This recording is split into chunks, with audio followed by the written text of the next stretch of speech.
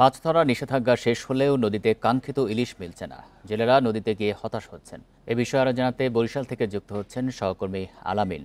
আলামিন, ইলিশ মাছ কম পাওয়ার ব্যাপারে জেলেরা কি বলছেন, আর যেহেতু মাছ কম পাওয়া যাচ্ছে, দাম কতটা বেড়েছে জানাবেন। জি, যদি দাম দিয়ে শুরু করি, আসলে গত 3 দিন আগে যে আমরা দাম দেখেছি তার চেয়ে কিন্তু কয়েকশো টাকার চেয়ে বেশি, কয়েকশো টাকা ভালো হতো, কিন্তু কয়েক হাজার টাকা কিন্তু ইতিমধ্যে বেড়েছে। আমরা সকালে বরিশাল নগরীর পোর্ট রোড মোকামে এসেছিলাম। ইলিশের যে সংকট, সেই সংকটটি কিন্তু আরো তীব্র হয়েছে। এখানে কিন্তু সকাল থেকে আমরা এসে দেখেছি এখন পর্যন্ত কিন্তু একটি ট্রলারও কিন্তু এই ঘাটে এসে পৌঁছায়নি, যার ফলে কিন্তু মাছও এখানে নামেনি। এবং যে মাছগুলো রয়েছে সেগুলো কিন্তু গত 3 দিন আগে যে প্রতিমন ইলিশ এলসি অর্থাৎ 900 গ্রামের ইলিশ বিক্রি হয়েছে 77,000 টাকা, সেই ইলিশ কিন্তু আজকে চলছে 80,000 টাকা, অর্থাৎ 3,000 টাকা কিন্তু 900 গ্রামের যে ইলিশগুলো রয়েছে সেখানে কিন্তু বেড়েছে।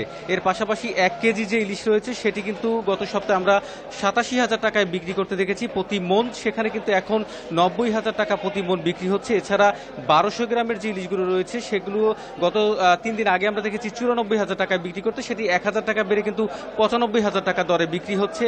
এর পাশাপাশি যদি আমরা খুচরা বাজারের কথা বলি, সেই খুচরা বাজারে কিন্তু 200 থেকে 300 টাকা পর্যন্ত কিন্তু আজকে ইলিশের দাম বাড়তি রয়েছে।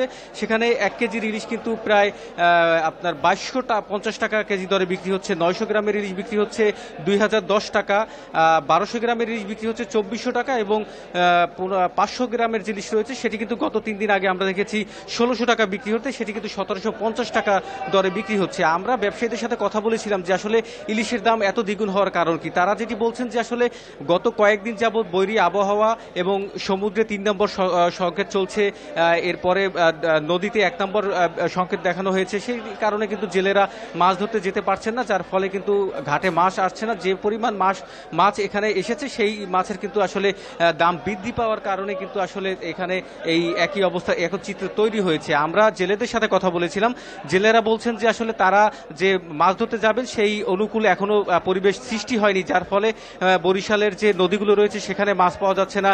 সমুদ্র থেকে যে সব জেলেরা মাছ ধরতে যাচ্ছেন তারাও কিন্তু বলছেন যে তারা মাছ ধরতে যেতে পারছেন না, উপকূলের কাছাকাছি থেকে তাদেরকে মাছ আহরণ করতে হচ্ছে, যার ফলে কিন্তু মাছের দাম বৃদ্ধি পেয়েছে। এবং ক্রেতাদের সাথে আমরা কথা বলেছিলাম, ক্রেতারা যেটি বলছেন যে আসলে বৃষ্টির পরে কিন্তু বা এই যে নিষেধাজ্ঞা গেছে সেই নিষেধাজ্ঞার পরে কিন্তু বাজারে ইলিশের দাম একেবারেই কম থাকার কথা, সেখানে ক্রেতাদের আয়ত্তের মধ্যে থাকার কথা, কিন্তু এখন যে পরিমাণ ইলিশ এখানে তারা দেখতে পাচ্ছেন সেই ইলিশের দাম যখন তারা জিজ্ঞেস করছেন তখন 2,200 টাকার নিচে কিন্তু তারা কিন্তু কোনো ইলিশ দেখতে পাচ্ছেন না।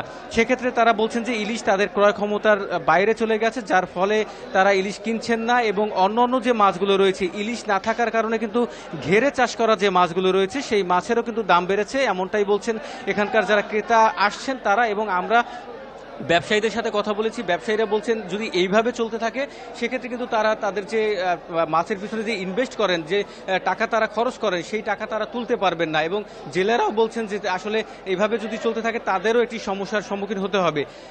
তো এই ছিল আমার কাছে বরিশাল থেকে ইলিশ মাছের সর্বশেষ অবস্থা। বরিশাল থেকে জানাচ্ছিলেন সহকর্মী আলামিন।